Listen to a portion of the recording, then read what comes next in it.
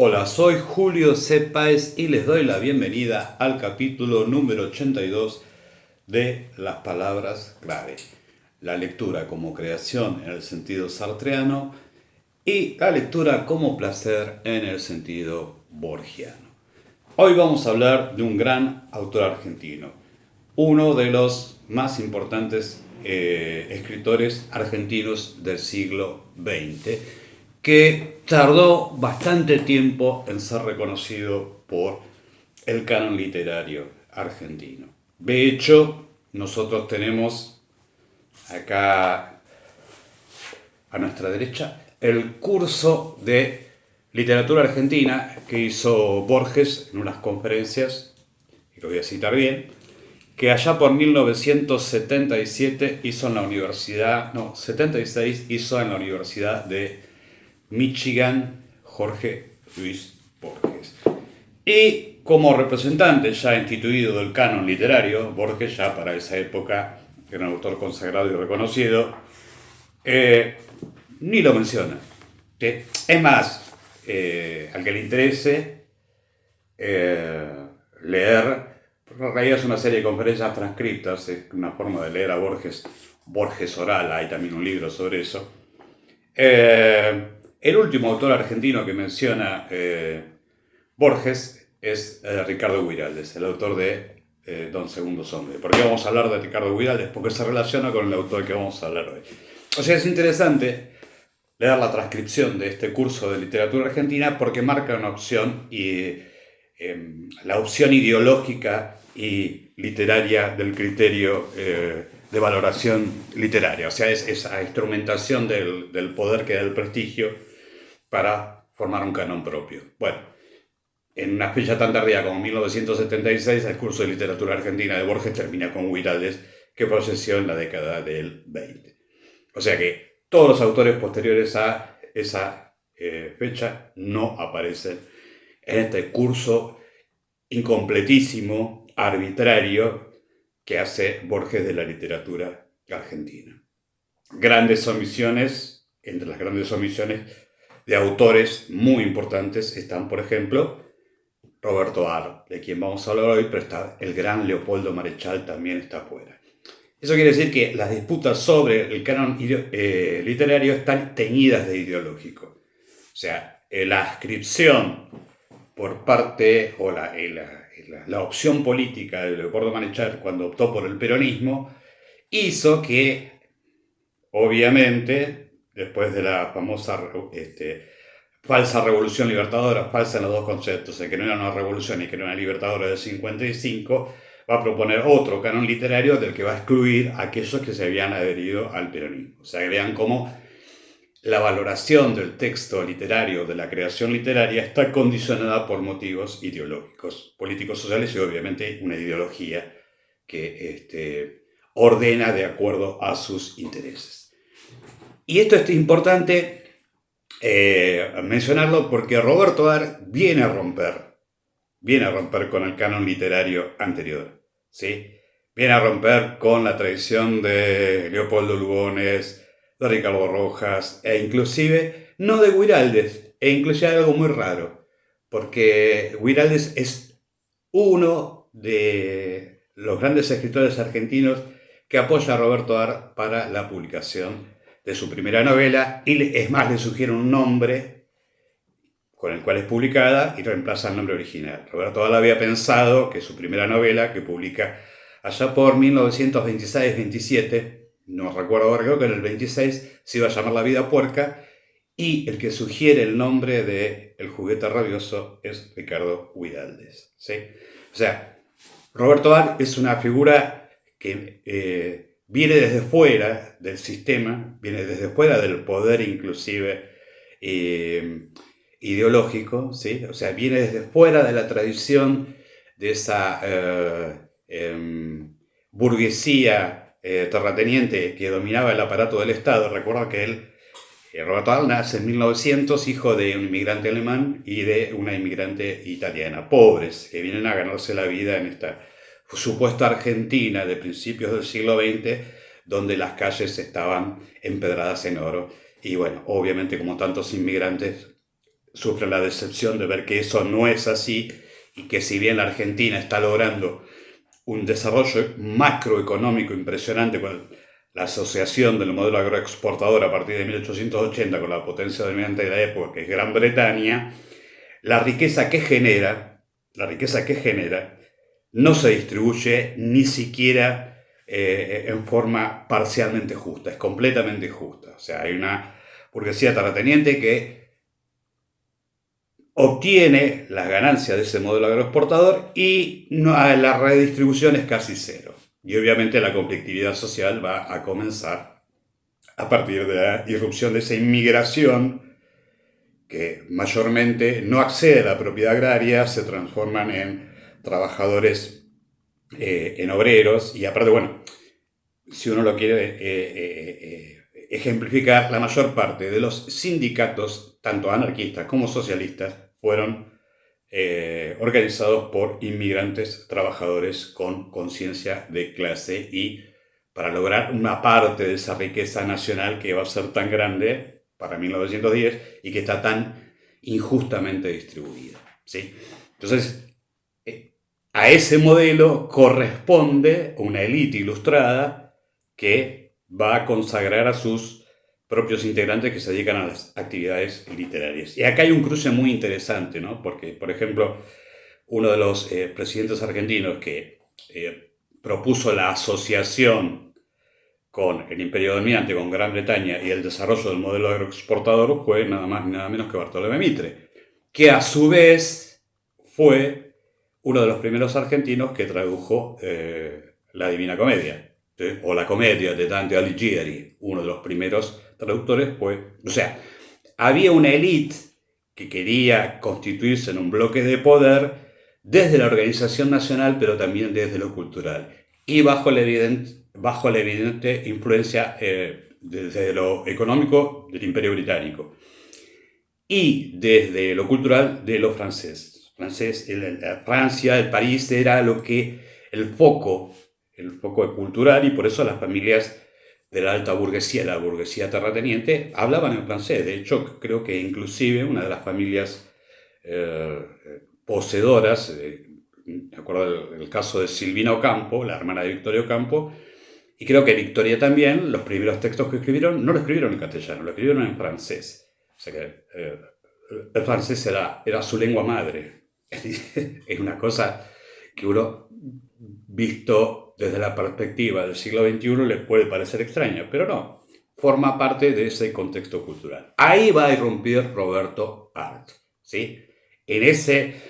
él muere en 1942, o sea, él muere durante lo que se llama la década infame, y había nacido en 1900, o sea que él vio el ascenso político del radicalismo, el golpe de 1930 y finalmente la instauración de lo que se llamó la década infame, y falleció antes de que se diera el golpe de junio de 1943. O sea, Roberto Arlt es contemporáneo, su vida es contemporánea de la Primera Guerra Mundial, de la Revolución Bolchevique y del ascenso del fascismo.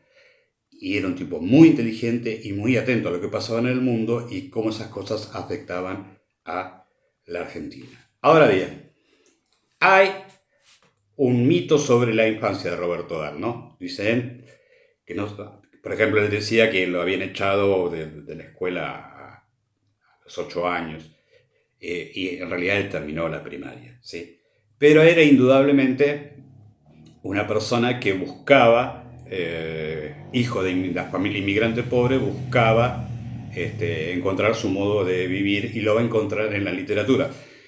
Y de hecho, por ejemplo, se sabe que como era una familia pobre que no podía comprar libros, gran parte de su formación literaria fue completamente desordenada, autodidacta, y se hizo en una biblioteca anarquista. O sea, él viene de los sectores trabajadores más humildes que había generado la inmigración, ese aporte migratorio que va a haber en la Argentina, y va a intentar encontrar un modo de ganarse la vida. Y él se encuentra con la literatura y él lo ve en cierto modo como una forma de ganarse la vida, y tampoco lo completa eso, ¿sí? Porque él tiene una doble vocación. Él, por un lado, quiere triunfar como escritor, pero al mismo tiempo quiere tener éxito económico, ¿sí? Entonces se van a ver esas dos cuestiones mezcladas.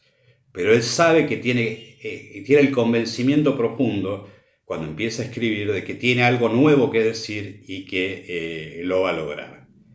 Hay una charla muy interesante en un video, búsquenlo si están interesados en esto, que es muy, muy interesante, de Magdalena Ruiz Guiñazú con la hija que entonces, cuando se da la entrevista, tenía 88 años, con Mirta Art.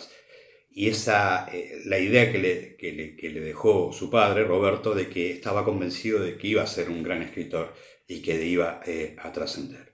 Algunos datos. Roberto Art se casa tempranamente, a los 23, 24 años, un poquito antes, a los 20, 21 años, viaja a Córdoba y después vuelve, tiene él, durante toda su vida, aparte de la escritura, tuvo también iniciativas, como ya dije, de obtener dinero por otras formas. Fracasa, se vuelve a la Argentina y a principios de la década se hace amigo de otro gran escritor argentino, que también está bastante olvidado, que es Conrado Nale Rosso. Él dice, bueno, voy a hacer dinero en el periodismo, sin ninguna experiencia, ¿sí? Habiendo publicado algunos cuentos. Y se acerca de izquierda, él se acerca primero al grupo en Boedo. Pero lo llamativo es que, opuesto al grupo Florida, que eran los más, digamos, ese grupo Boedo, comunistas, anarquistas, socialistas, gente de izquierda, el grupo Florida, otra estética y otro intento de inserción social, ¿sí? Pero a él lo publican en la revista Proa, que había sido fundada por Borges. Claro que Borges no es el Borges ultraconservador y bastante macartista que va a aparecer después, sino era otra persona que va a evolucionar ideológicamente hacia claramente la derecha. Muy bien. Y se presenta al editor y director del más importante diario de la época, que era Crítica, ¿sí? Y se propone, entonces le pregunta a Natalio Botana, es muy interesante la anécdota, ¿qué sabía hacer? Bueno, y la anécdota, no sé si es real o no, él dice que quiere escribir, que se quiere postular como periodista. ¿Y usted qué sabe hacer? Sé escribir. Bueno, yo puedo ser periodista. ¿Tiene experiencia? No tengo experiencia. Bueno, entonces Natalio Botana le dice, bueno, vamos a hacer una prueba. Le voy a decir que escriba una nota. Escribe una nota sobre Dios. Y la anécdota dice que Roberto Ar le preguntó, ¿a favor o en contra? Y a partir de ese momento, Natalio Botana lo contrata como periodista, dedicado en policiales en el diario Crítica, que era uno de los diarios más importantes de la Argentina. En esa época no existía el gran monopolio de Clarín, existía La Nación, fundada por Mitre, y La Prensa. Obviamente existía La Vanguardia, que era el periódico del Partido Socialista, pero digamos que esos eran los diarios más importantes, y Crítica viene a disputarle eso, ¿sí? Y Roberto Ar va a aprovechar la experiencia de escribir policiales, las noticias policiales, que le dio un poco más de, creo que 2 años trabajó en Crítica en policiales, para hacer contactos en el bajo fondo, ¿sí? Y para relacionarse, por ejemplo, con el creador de una supuesta asociación de socorros mutuos, que en realidad era una institución que traía inmigrantes de Europa Oriental, principalmente, y muchas chicas muy jóvenes de ascendencia judía, y después las prostituía acá, que era la famosa Zug Migdal, o Zug Migdal, ¿sí? O Varsovia, ¿sí?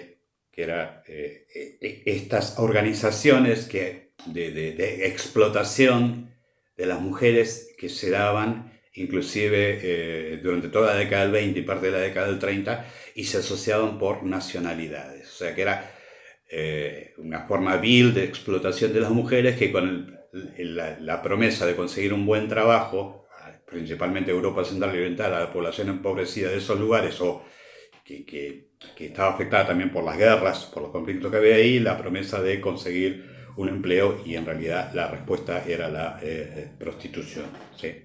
Era la única opción, y la explotación vil de las mujeres, las chicas de que venían de Europa.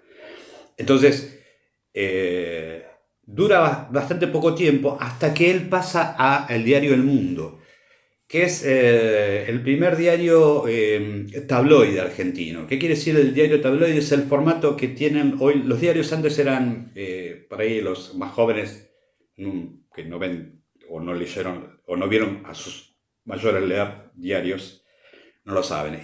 Los diarios, La Nación eran diarios sábana, eran diarios gigantescos, y se empieza a reducir el tamaño, aparece lo que se llaman diarios tabloides, o sea, con una forma mucho más reducida, mucho más fácil de manipular en los transportes públicos y demás. El primer diario tabloide de la Argentina es El Mundo. Y ahí es donde Roberto Ar va a encontrar una escuela y una forma de difusión de su literatura, ¿sí? Él tiene una novela publicada, no lo conoce nadie porque la novela, si bien tuvo el apoyo de su amigo Ricardo Huiraldes, que lo había contratado como secretario, todavía era un escritor, digamos, poco reconocido, ¿sí? No había obtenido grandes premios, se sabía que había un Roberto Ar que escribía. Él va a empezar entonces en el diario El Mundo a publicar lo que él va a llamar Aguafuertes, ¿sí? Y acá lo tenemos. Parte, Aguafuertes porteñas. Esta es una edición de los 80. Hubo otra edición reducida en los 90, sacado por el diario Página 12. Y es ahí donde él empieza a pulir su estilo, pero también a fijar la temática sobre las cuales él va a desarrollar su obra narrativa y su obra dramática, ¿sí? Y también, y esto es muy interesante, a entrar en el debate sobre la literatura y sobre el lenguaje de los argentinos. Las Aguafuertes porteñas son textos escritos por una persona muy inteligente, muy observadora y que tiene una visión del mundo, una visión crítica de la Argentina durante la década. Él empieza a escribir Las Aguafuertes en el mundo entre 1928 y 1933, o sea, fin del segundo gobierno de Irigoyen, principio del gobierno de Uriburu y después de Justo. Va a España, va a publicar unas Aguafuertes porteñas entre el 35 y el 36 sobre España y Marruecos, y después vuelve a la Argentina y hasta su muerte va a seguir publicando las Aguafuertes porteñas, ¿sí? Hay una edición completa, estas son ediciones parciales, ¿sí?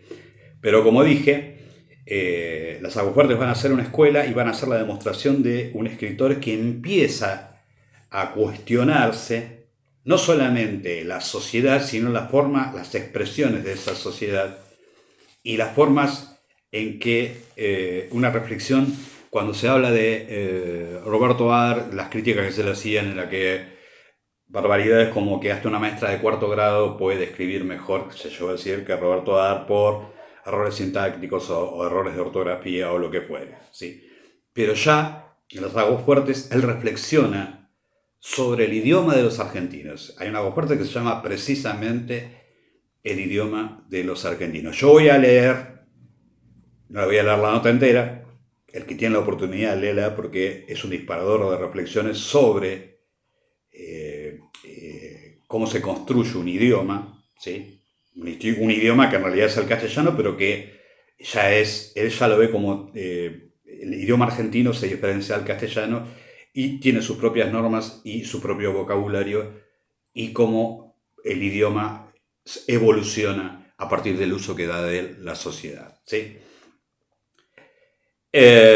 Cita un artículo de Moner Sanz, un escritor que yo no lo conozco, me suena a un juez, Moner Sanz, que había publicado en el Mercurio en Chile. Dice Moner Sanz: en mi patria se nota una curiosa evolución. Allí hoy nadie ofende a la academia ni a su gramática. El idioma en Argentina atraviesa por momentos críticos. La moda del gauchesco pasó, pero ahora se cierne otra amenaza. Está en formación el lunfardo, léxico de origen espurio que se ha introducido en muchas capas sociales, pero que solo ha encontrado cultivadores en los barrios excéntricos de la capital argentina. Felizmente se realiza una eficaz obra depuradora en la que se hayan empeñados altos valores intelectuales argentinos. ¿Qué le contesta Art? ¿Quiere usted dejar de macanear? ¿Cómo son ustedes los gramáticos? Cuando yo he llegado al final de su reportaje, es decir, a esa frasecita, felizmente se realiza una obra depuradora en la que se hayan empeñados altos valores intelectuales argentinos, me he echado a reír de buenísima gana, porque me acordé que a esos valores ni la familia los lee, tan aburridores son. ¿Quiere que le diga otra cosa? Tenemos un escritor aquí, no recuerdo el nombre, que escribe en purísimo castellano, y para decir que un señor se comió un sándwich, operación sencilla, agradable y nutritiva, tuvo que emplear todas estas palabras. Y llevó a su boca un emparedado de jamón. No me haga reír, ¿quiere? Esos valores a los que usted se refiere, insisto, no los lee ni la familia. Son señores de cuello palomita, voz gruesa que esgrimen la gramática como un bastón y su erudición como un escudo contra las bellezas que adornan la tierra. Señores que escriben libros de texto que los alumnos se apresuran a olvidar en cuanto dejaron las aulas, en las que se les obliga a exprimirse los sesos estudiando la diferencia que hay entre un tiempo perfecto y otro pluscuamperfecto.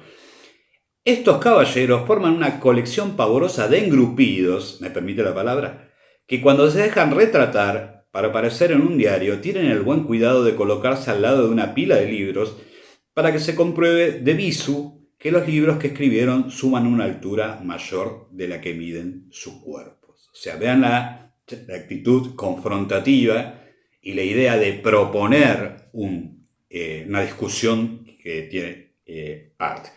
Y da este ejemplo. Los pueblos bestias se perpetúan en su idioma, como que no teniendo ideas nuevas que expresar, no necesitan palabras nuevas o giros extraños. Pero en cambio, los pueblos que como el nuestro están en una continua evolución sacan palabras de todos los ángulos, palabras que indignan a los profesores, como le indigna a un profesor de boxeo europeo el hecho inconcebible de que un muchacho que boxea mal le rompa el alma a un alumno suyo, que técnicamente es un perfecto pugilista.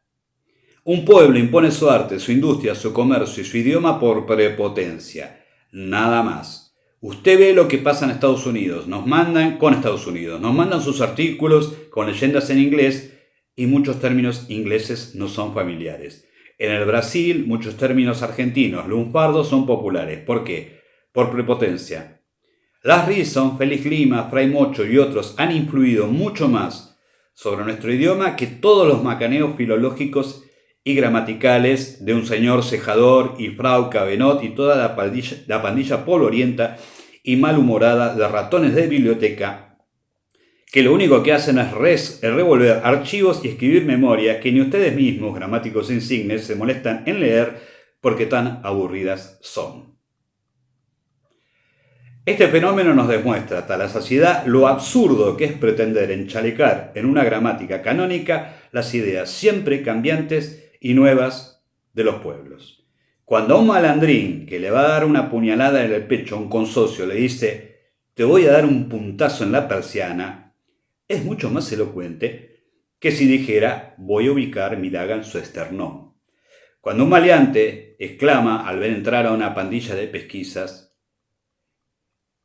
«los relojieros de abanico», es mucho más gráfico que si dijera «al socaire examiné a los corchetes». Señor Monel Sanz, si le hiciéramos caso a la gramática, tendría que haberla respetado nuestros tatarabuelos y en progresión retrogresiva llegaríamos a la conclusión de que de haber respetado el idioma aquellos antepasados, nosotros, hombres de la radio y la ametralladora, hablaríamos todavía el idioma de las cavernas. Fíjense que ahí se ubica en un lugar. Está cuestionando al canon, está cuestionando la forma. Esa actitud la va a tener Roberto Art durante toda su vida, ¿sí? O sea, esa idea de que hay que escribir en un idioma nuevo con historias nuevas. Y, para no hacerlo esto demasiado extenso, Roberto Art no va a tener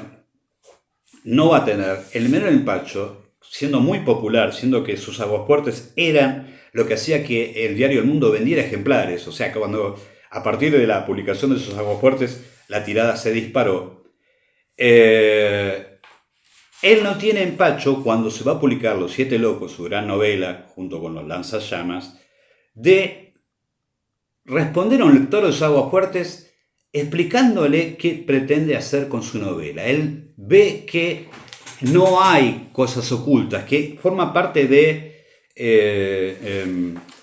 digamos, de su tarea de escritor es una sola y no hace ningún cálculo, es decir, no dice eso, voy a espoliar, tengo miedo de espoliar mi novela en un artículo. No, lo hace y lo explica. Y explica el argumento, modos de escribir una novela, cómo se escribe una novela, etcétera, etcétera, y cómo es el proceso de escritura de esa novela, cómo se articulan los personajes, cuánto tiempo le demanda y demás. Y nos cuenta esto.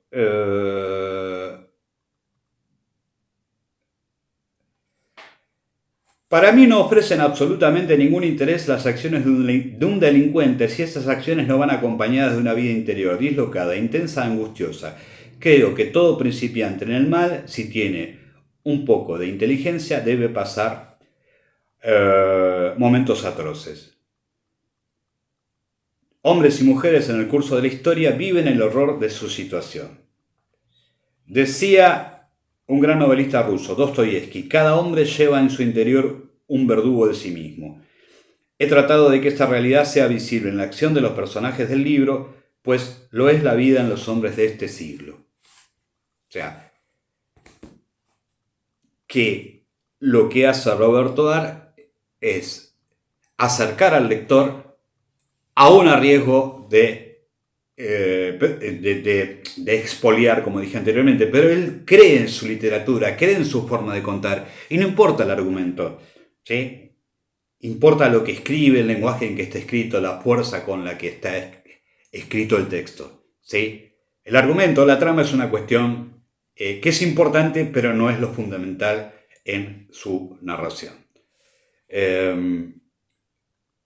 Roberto Dar, entonces, el escritor que vino a romper todo y a crear un lenguaje nuevo y a crear una narrativa nueva y a plantear temas, como dijimos en el video de los 7 locos que plantea, en la década de... porque Los 7 locos publicado en 1930 y Los lanzallamas, que está acá en 1932, va a plantear temas filosóficos sobre la condición humana que lo van a plantear en la década del 40 y en la segunda posguerra, nada más y nada menos que Jean-Paul Sartre y Albert Camus. Y vamos a terminar este video citando el prólogo de los lanzallamas. El tiempo es nuestro por prepotencia de trabajo. Crearemos nuestra literatura no conversando continuamente de literatura, sino escribiendo en orgullosa soledad libros que encierren la violencia de un cross a la mandíbula. Sí, un libro tras otro y que los eunucos bufen. El porvenir, es triunfalmente nuestro. Nos lo hemos ganado con sudor de tinta y rechinar de dientes. Frente al Underwood que golpeamos con manos fatigadas hora tras hora, hora tras hora. A veces se le caía a uno la cabeza de fatiga, pero mientras escribo estas líneas pienso en mi próxima novela. Se titulará El amor brujo y aparecerá en agosto del año 1932. Y recordar, el futuro es nuestro por prepotencia de trabajo. Buena suerte, buena lectura. Lean Las Aguafuertes para encontrar un gran escritor, un gran observador y un gran humanista, y con temáticas que, si bien son de fines de la década del 20, principios, mediados de la década del 30, siguen siendo actualísimas. Buena suerte, buena lectura y hasta la próxima.